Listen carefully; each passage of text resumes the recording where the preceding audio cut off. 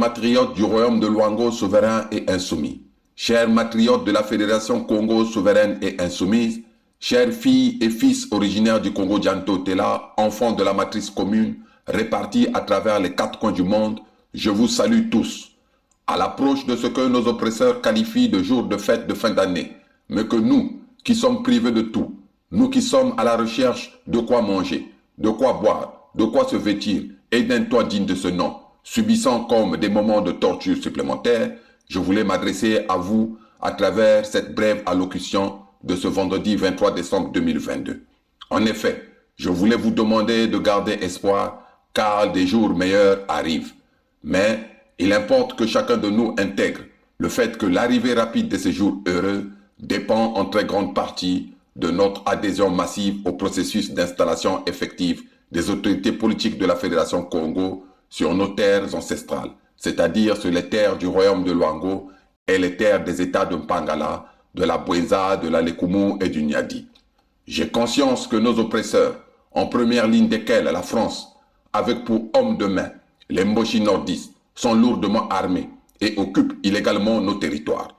Cependant, aujourd'hui, notre plus grande force réside désormais dans le fait que tout le monde sait que la raison, le droit, la légitimité, la légalité sont du côté du peuple Congo qui a réussi à réinitialiser l'horloge du temps en se replongeant dans la vraie histoire et a pu démontrer au monde entier le complot destructeur organisé et mis en pratique par les Occidentaux en Afrique, notamment depuis la conférence du Congo qui s'est tenue à Berlin en 1885.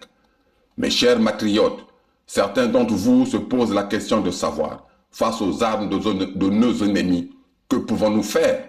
Pour répondre à votre interrogation, moi je vous dis que dans un futur proche, vous assisterez, nous assisterons à un retournement spectaculaire de la situation qui nous rendra plus offensifs que toutes les bombes de nos ennemis. En effet, au-delà de l'armement plus que lourd que nous sommes sur le point d'obtenir de nos alliés, qui sont chaque jour davantage convaincus de la légitimité de notre démarche relative à la reprise de notre souveraineté sur nos terres ancestrales,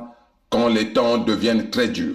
du fait de l'action du démon qui semble ranger des millions de personnes aveuglées et envoûtées derrière lui, Nzambi Mpongu envoie toujours quelqu'un ou une poignée d'individus qui leur ouvre les yeux et leur révèle qu'un brouillard leur cache le chemin. Ces personnes retrouvent petit à petit le chemin de la liberté, du salut et de l'abondance. Mes chers matriotes, que Zambian Mpongu accède lui-même au cerveau de chaque débrasiste originaire du Congo Dianto-Tela afin de déverrouiller la dernière porte de la conscience des hommes envoûtés pour qu'ils puissent enfin se libérer. Que Dieu le Créateur vivant donne à chacun la capacité de comprendre que la République d'Oyo-Brazzaville est le brouillard qui cache à certains Congos le chemin de la terre promise qui est la Fédération Congo, située en plein cœur du berceau de l'humanité. Vive le royaume de Luango souverain et insoumis. Vive la Fédération Congo souveraine et insoumise. Vive l'Afrique souveraine et insoumise. Sa Majesté Tikaya Zinga Ier, roi du Luango souverain et insoumis, membre du Conseil fédéral Congo.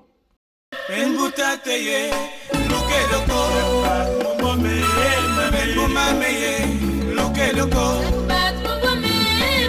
ibu fwa ibo buke manye.